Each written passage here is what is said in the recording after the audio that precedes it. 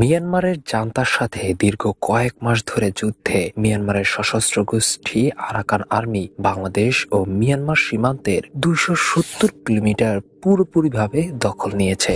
তারা জান্তার শেষ অবশিষ্ট সীমান্ত ঘাঁটি মংডু শহরের বাইরে অবস্থিত বর্ডার গার্ড পুলিশ ব্যাটালিয়ন নং ৫-এর সাথে বেশ কয়েক মাস লড়াইয়ের পর ৮ তারিখে সকালে দখল করে। এই লড়াইয়ে সামরিক অপারেশন কমান্ড ১৫-এর কমান্ডার ব্রিগেডিয়ার জেনারেল থুরেইন তুনকে গ্রেপ্তার করেছে আরাকান আর্মি।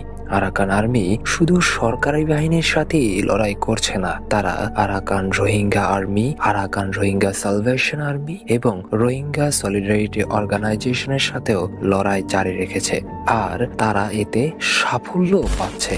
এই যুদ্ধে ব্যাপক রোহিঙ্গা শরণার্থী বাংলাদেশে প্রবেশ করতে পারে। এমনিতেই বাংলাদেশের আগে থেকেই অনেক রোহিঙ্গাকে জায়গা দিয়ে এসেছে। তাদের ভরণ পোষণের জন্য বিপুল পরিমাণ অর্থ বাংলাদেশ ব্যয় করতে হচ্ছে।